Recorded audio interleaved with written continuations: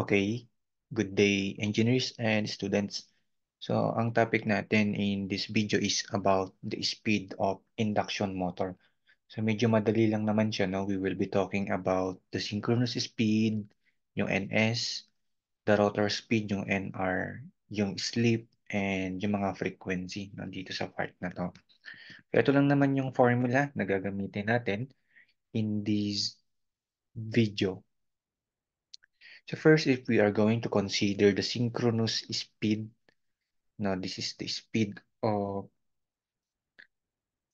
our field, no? This is the speed of the rotating field, ns. This is equal to 120 F over P. So ano ba yung letter F? That is the frequency. And yung P naman is how many poles, no? Meron ang ating motor.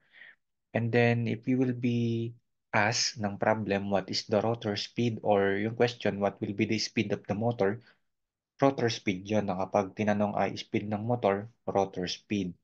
So NR, and that is equal to the formula NS times the quantity 1 minus S. So where S is the percent slip, no? And di ba engineers, since we have introduced din naman that the NS is 120 F over P, etong NS na to, pwede nating palitan as 120 F over P. So yung formula natin for NR is 120 F over P, which is the NS, times the quantity 1 minus S na yung slip. Also, so wag na rin siguro natin kalimutan na kung merong ihahanap sa atin na rotor frequency FR, that is equal to the slip. No, yung letter S natin dito, slip pa din yan. So this is equal to the slip times the source frequency or the synchronous frequency, kung ano man yung given na frequency. And then meron sinasabi dito yung kulay blue pen natin, the NS is greater than the NR. The synchronous speed, yung NS, dapat mataas yan sa NR in induction motor. And the NS is slightly higher than NR. So napakahalaga din ng kulay blue na to kasi minsan may mga problems na hindi magbibigay aning number of poles, aning frequency. So itatry natin ngayon na mag-a-assume tayo ng value. Sino ba ang makakapagbigay ng NS na medyo mas mataas kesa sa NR, no? So let us now try to answer the problem. So again, we have the three formula. So if the problem is just focused on the synchronous speed, that is 120 F over P. And kung involved naman na yung rotor speed, or in another term, the general term for rotor speed is the motor speed, that is the NR, equals 120 F over P, quantity 1 minus S. And kung involved naman yung rotor frequency, ito naman. So FR is equal to S Fs. So tatlong formula lang. No? Madali lang tong topic na to. So let us now answer the first problem. What is the synchronous speed in RPM of a 6-pole 60-cycle induction motor? So let us list down the given stated. So first, we have the number of poles, the letter P, anim. And secondly, we have the 60-cycle motor. So from the 60 cycle, that is our frequency 60 Hertz. Since this is just asking for the synchronous speed, we are looking for the NS.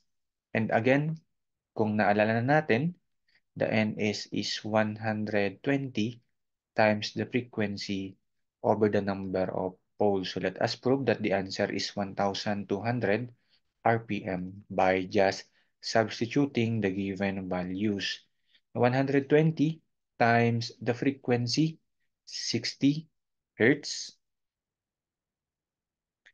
and then over the number of poles, 6. So ito ba ay 1,200? 120 times 60 over 6 is 1,200 RPM. So itong problem na to, no, finocus niya yung topic sa synchronous speed. No, para medyo makabisado daw natin yung formula that the ns is 120F over P. Okay? Madali lang, di ba? And next question, meron lang tayong dalawa pang natitirang question here. In the next question, we have a three-phase four-pole induction motor and it is rated to 20 volts, 1745 RPM, and 78% power factor. So what is the percent slip? Let us again list down the given values. So first, the motor is three-phase. Wala namang kaso yon kung single-phase or three-phase sa ating formula. We have the number of poles, yung letter P natin, 4. And we have the PF. So actually, no, meron tayong mga quantities na hindi naman na magagamit dito. Hindi muna natin magagamit no, sa topic na to. The power factor, just like that one.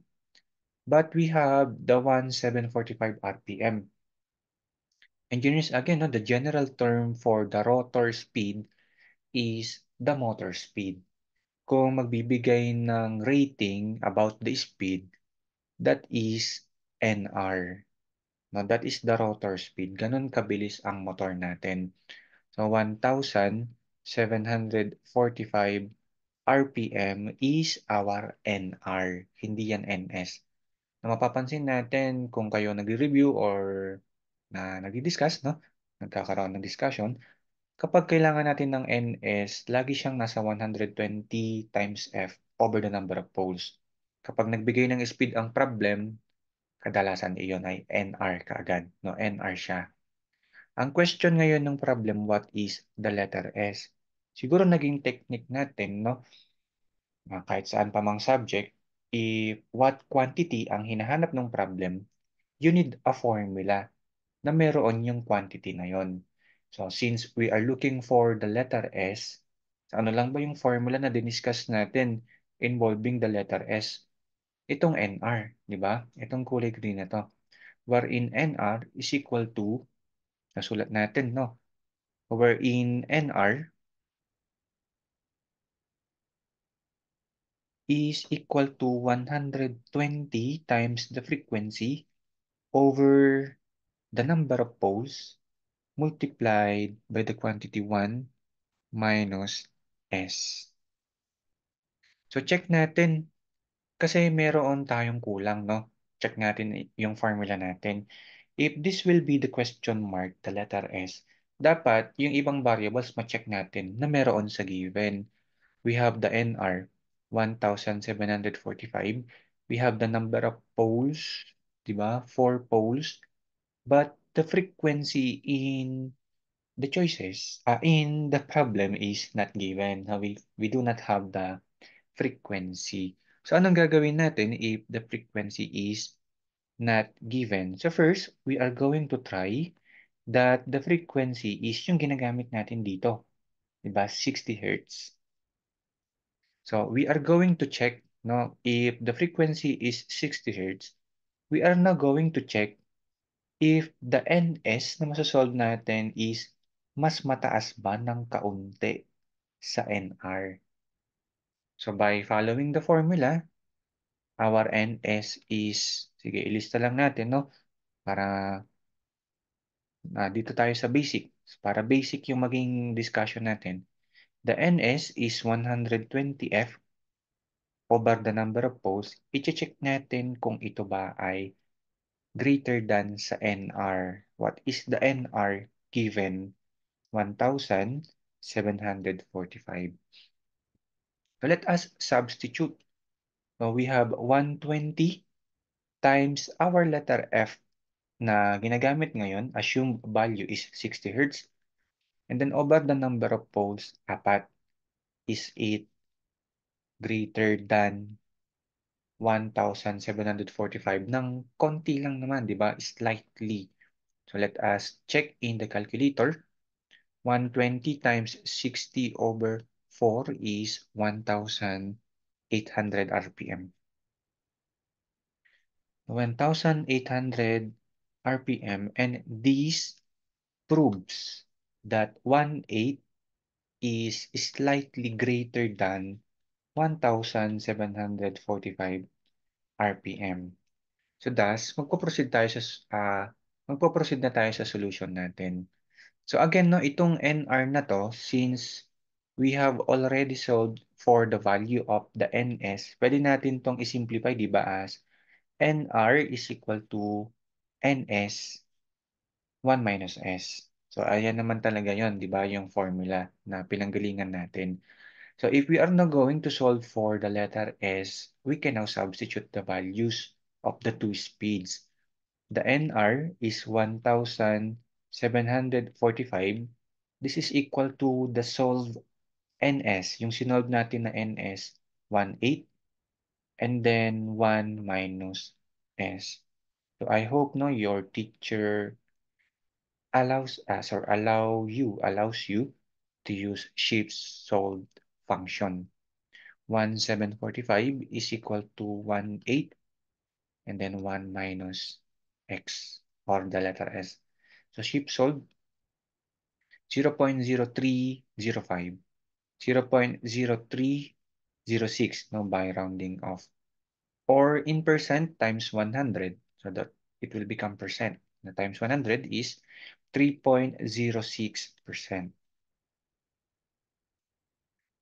So again, no, this answer proves the key answer. Ang key answer natin is 3.06%. So anong naging magandang technique dito? So kung kulang yung given natin like the frequency or kung mawawalan man tayo ng number of poles, assume the value. So paano nyo malalaman that your assumed value is correct? If those values proves this characteristic that the NS is slightly greater than the NR. Okay, for the last problem, dahil madali lang tong topic na to, no?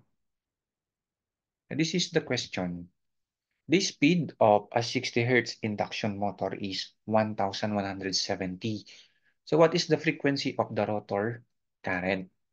So engineers, let us list down the given na para dito na lang tayo titingin mamaya. Dalawa lang naman yung given. We have the frequency. So pwede natin tong pangalanan as F or Fs. 'Di ba? Kung ano yung given na frequency, ayun yung source frequency. No, yung rating, no.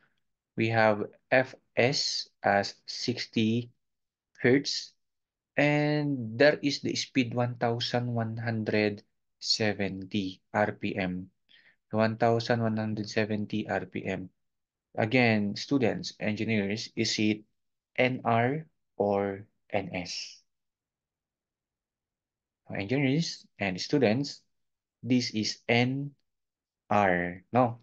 General term natin, basta magbibigay ng speed, si problem kadalasan NR yon. The speed of the motor is the NR. The speed of the rotor is the NR. The speed rating of the motor is also NR. Kasi nga ang NS, nasa-solve natin yon sa 120F over P. Ang question ngayon ng problem is the frequency of the rotor. So we will be now looking for the FR. And again, by applying our knowledge, so syempre nga, di ba, kapag tayo nagsosolve, so tulad nung sa number 1 and number 2, kung ano ang hinahanap, ayun muna yung formula na unang pumapasok sa isip natin. So if we are looking for an FR, ito lang naman yung formula, di ba, na-introduce natin. FR is equal to S, Fs. And kung i-check natin yan, so if this is the question mark, kung ito yung question, dapat meron tong dalawa. Ang meron palang check is the source frequency, the synchronous frequency. But we do not know pa what is the letter S. So dahil merong nag-arrive na panibagong unknown letter S, so isip tayo ulit ngayon ng formula using letter S. No, punta muna tayo dito sa letter S. So doon ulit ngayon papasok yung relationship na merong letter S and the speeds. Anong formula yon? The speed of the rotor. Diba? In the formula, the speed of the rotor this is equal to the NS, pero ang gawin ko si NS, nakabisado na sana natin, palitan ko ng 120F over P. That is our NS. And then this will be multiplied to the quantity 1 minus S. So in this second formula, ito ngayon yung question mark muna natin, di ba, yung letter S, na ia-apply natin mamaya dito kapag kompleto na. So do we have the frequency? Yes, we have 60 Hz. Do we have the number of poles? So wala na naman ngayon. And meron naman na tayong NR. So ang naging problema na lang natin dito is the number of poles. So ang magiging solution na naman natin ngayon is decide anong letter P ba yung dapat nating gamitin. So, if we are going to decide what is the correct letter P, kailangan ma-follow natin yung principle that, ano ulit yung pina-follow?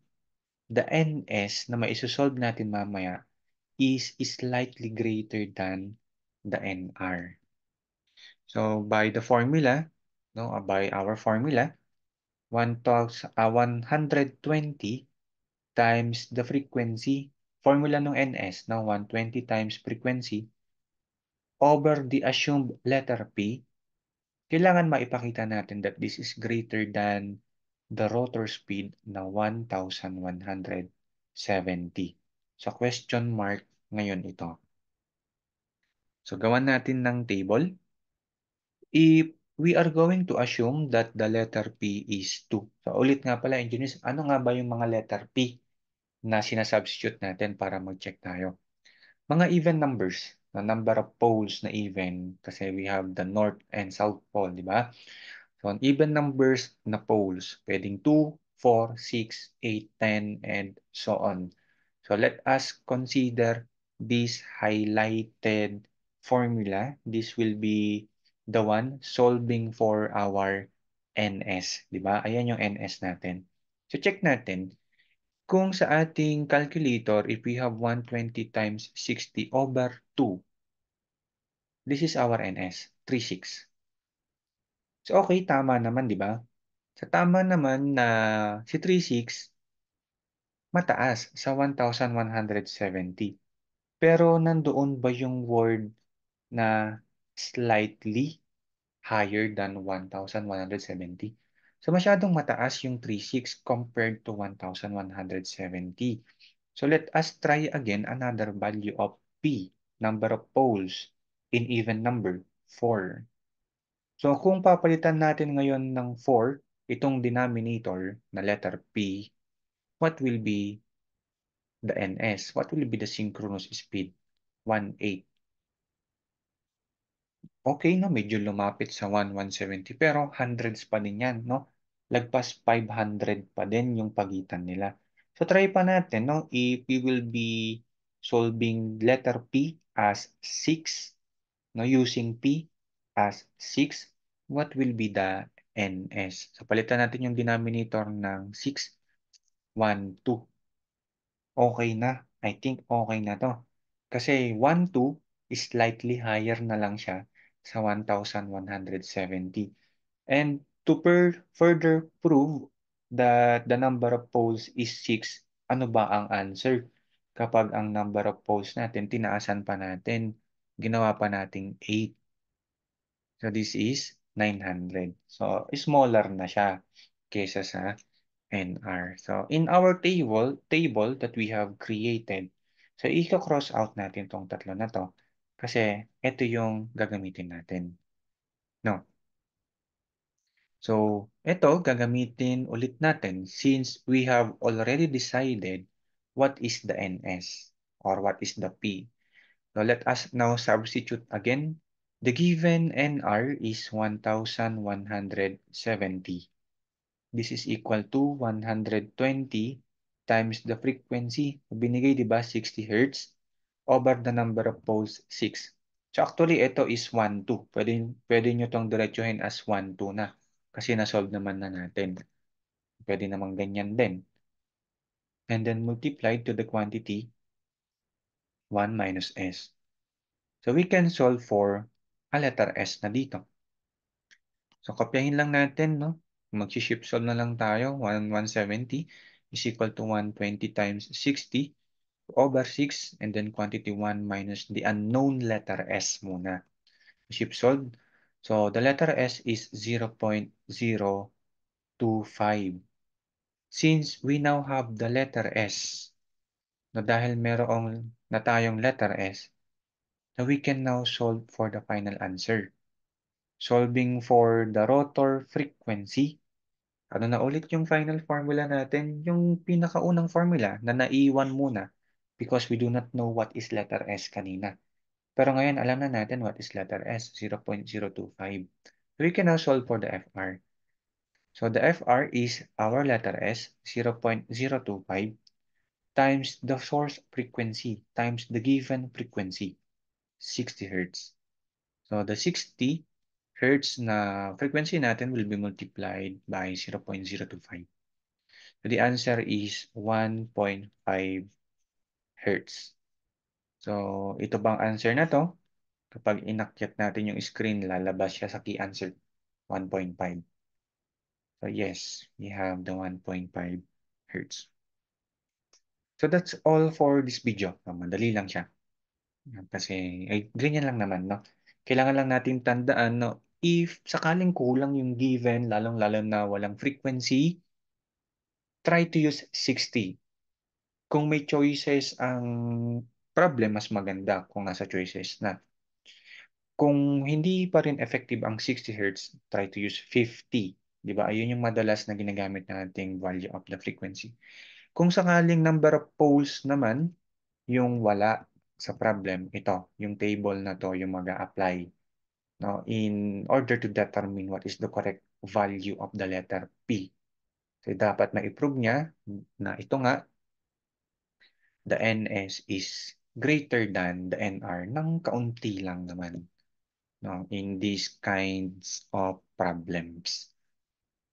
I hope mas nalinawan tayo sa topic na to.